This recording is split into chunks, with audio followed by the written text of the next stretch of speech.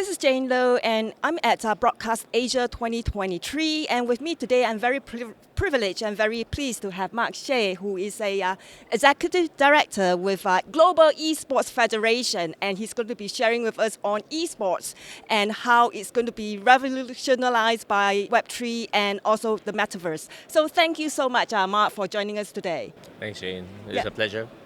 Thank you, Mark. So, Mark, before we start, maybe we can take a step at understanding what is esports. And there's no better person than you to explain to us what is esports, given that you were a competitive swimmer at the Olympics for quite some time.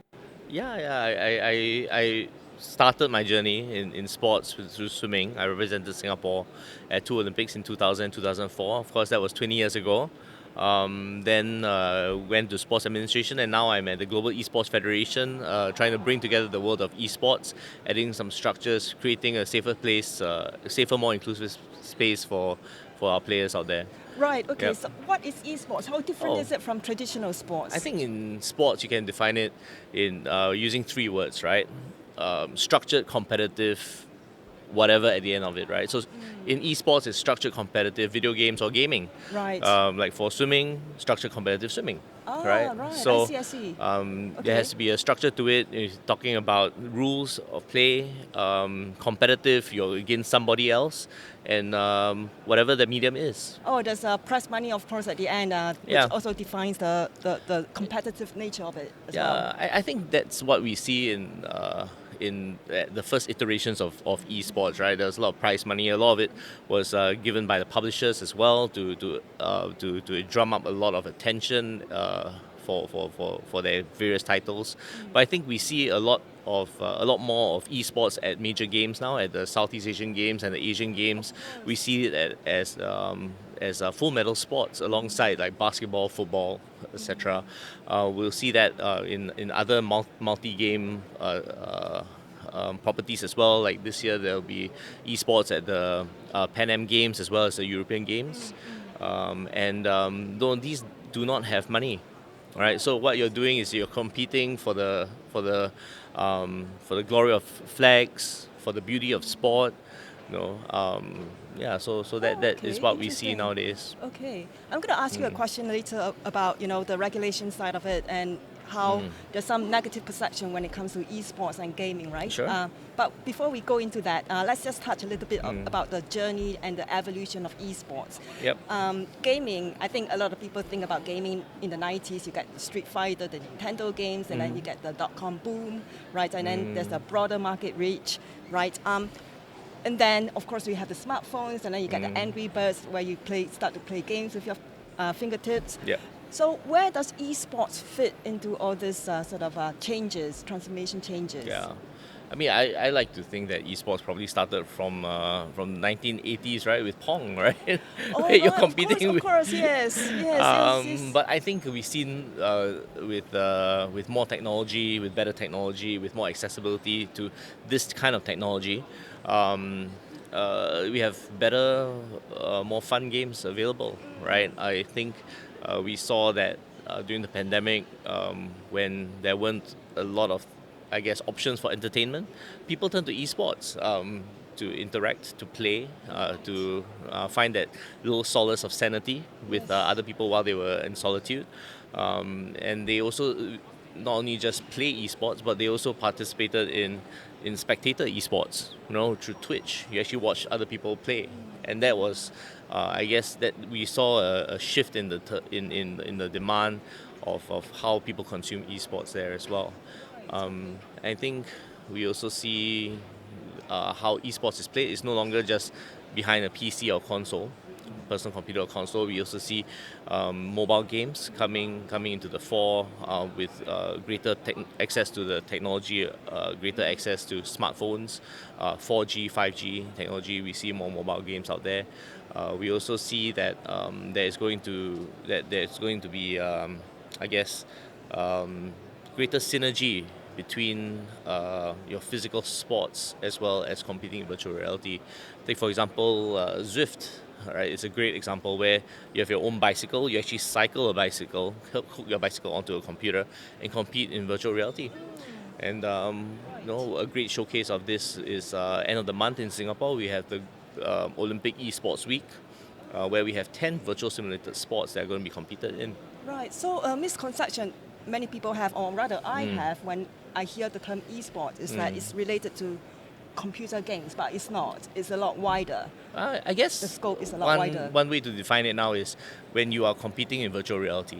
Right. Okay. And you're not just limited to pressing buttons. Yeah. No, your whole body can be a controller with the wearable technology that is available now and today. Right, so that links us very nicely to the next question, Metaverse and Web3, right? Sure. So how do these contribute to the next development of esports? And I guess the basic question that many people would have is, what do you consider to be Metaverse in the context of esports and Web3 in the context of esports? I would like to think that the first iterations of the Metaverse actually came from gaming, came from esports. Right. Where you think about the best versions of yourself, you're able to create an avatar and interact virtually with other people. I mean, that's basically what the Metaverse is, right? You can create your own avatar, you can create your own image of what you perceive, right? You don't need just have to be. I mean, you can purchase like other things now with NFTs that make you special, that make you stand out. I think that is what the Metaverse is.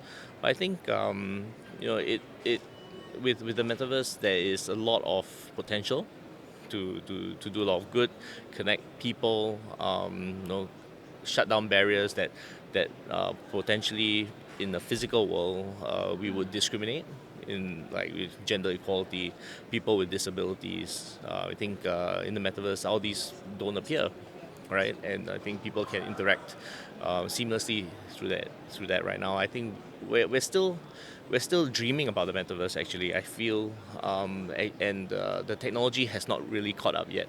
Especially if you talk about the technology that's powering the Metaverse. Yeah, the idea of the Metaverse is great, and we see it. But if you're talking about blockchain powering Metaverse, we're still a ways away from that. Yes, I think a lot of people's impression when we talk about blockchain and Web3 is that the use of NFTs and tokens, right, primarily around that area. But it hasn't really gone beyond exploring using tokens to exchange or play to earn. Yeah, well, I guess I'm old enough to actually see the internet come into the common space. But I used to think about the internet in school, right? Like what is the internet? What could it be? And I see that that's happening right now with the Metaverse. And really, I think when the technology is up to that level where we have a seamless interface, where we have accessibility to that technology, the way that we have with high-speed internet now, with mobile smartphones, with tablets and whatnot, I think you'll see pick up. But I don't think that the world has that kind of accessibility to that kind of technology to the masses right now for it to actually reach that kind of tipping point. Potential, right? Yeah. So talking about that, talking about the ecosystem in esports right now and how it has developed, I guess, significantly since the pandemic times, right? So, Sure. Right. So we have, I guess, the fans, and then we have the players, we have the sponsors, we have the platform builders. So that ecosystem is very different from a traditional sports, isn't it? Especially the infrastructure. Yeah. And also maybe the engagement as well. Yeah, exactly. I think, this is not unique just to esports. Actually, the way we view sports back when the first Olympics came around in 1896 is extremely different, Then you have broadcast, you have color broadcast, you have cable TV, right? I think that's where you see explosion. And with each significant change in technology and the access to that technology, you see sports grow. And sports, I guess, even the program, the Olympic program has changed, right? The last Olympic Games in Tokyo 2021, you had speed climbing, you had surfing, you had skateboarding. And these urban sports have come in, and I think if properties are keen on seeing how sports or esports are able to showcase great values, then they will adapt their programming to reach newer markets that are relevant. So talking about then new markets, what kind of demographics are we talking about when we talk about esports? Is it primarily, young adults, Yeah, of course. teenagers? You're or- definitely looking at your digital natives nowadays. I think again, I was old enough to actually not live or was born with a cell phone. But kids, you were born with a cell phone. no, I was not. I was. Right. I'm old enough not to be born with a cell phone. But now kids, right? I mean, you go to like a shopping center, you go to a nice dining a restaurant, right. right? The kids are watching. I have their phones and tablets, right? So I think those are the digital natives of today that really this is second nature to them. They understand. It's intuitive for them. I think those are natural guys that you're actually looking at when you're looking at gaming. But of course, you have people who are old enough now to have time as well as money to be entertained, and this is a new form of entertainment as well. Do you also see sort of a differentiation in terms of regions? So, Yep.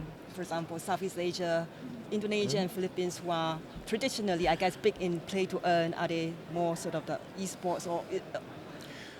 Yeah, I guess actually I feel that the biggest difference between Southeast Asia, North Asia, Middle East, Pan America, or Europe, for example, is actually access to technology. In Southeast Asia, actually the biggest growth or adoption is actually in mobile gaming, right? Yes. Because PCs are just too clunky, right? They can be expensive. In this part of the world, you now have 4G in most countries. So mobile gaming is actually the most accessible point of entry for gaming. Whereas in probably Europe, you see that it's more consoles, right? In North Asia, you probably see PCs as well. So it actually depends on where technology is accessible. And I think, fortunately for esports or gaming, because esports is structured competitive video games, right? We're talking about gaming now. A lot of it is software, right? And the software can integrate between iOS, between whatever PCs, between Android, whatever it is. So it's not a limiting factor for the different titles, what the technology is. So at the end of the day, it's about technology accessibility. So relies on, I guess, connectivity and the communication infrastructure available in that particular country as well. Okay. So final question, I think is a favorite question for many people when we talk about Metaverse and Web3, is how do we separate the hype from the reality? So when it comes to esports, and it's also the point that you focus quite a little bit on at your panel as well, like the regulatory aspects. So the challenges there, what we need to be aware of. So that's one angle to look at when we think about hype versus reality. Yeah, I think we're still very early days when we're talking about esports and the metaverse and gaming and the metaverse. We can see the potential. We can dream what the potential is. We're still a ways away. We're talking about the level of technology and access to technology. I think I've said that quite a few times. But that being said, when we think and we conceptualize what the metaverse is to the everyday person, when this technology becomes more accessible, we really need to think about how we can make the internet or the metaverse, in this case, a safer place for everybody. I think publishers have responsibility, technology firms have a responsibility, governments have that kind of responsibility as well, to ensure that all of us are safe when we interface with the metaverse.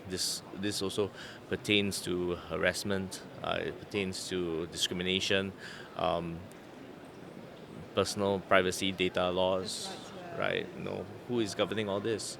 So I think while we can be very excited about what the technology brings in terms of the opportunities out there, we also need to look at the user experience and how we can make that a safe and welcoming experience, so that the adoption of this technology that has limitless potential will be, I guess will be. Leverage to its maximum exactly. potential. Yeah, I think when it comes to metaverse, a lot of people have talked about because you can create anonymous avatars, right? And it's very difficult to link that to your real life person. So in fact, you have a second life in the metaverse, and some people may abuse that, and so that's something that to watch out for. Yeah, I would like to think that the metaverse would enable all of us to I guess, virtualize the best versions of ourselves. But of course, that leads to a lot of, I guess, leads to potential for abuse. Yeah, that's And right. that's something we need to safeguard against. That's right. Yeah, I agree. Yes. So thank you, Mark, for sharing with us today on what is esports and some of the misconceptions that many people would have when it comes to esports. It's really a lot more about beyond gaming, and also some of the challenges that we need to think about and not get too hyped by the potential. So thank you, Mark. No Thank problem. you very much. Thanks, Jane. Thank you.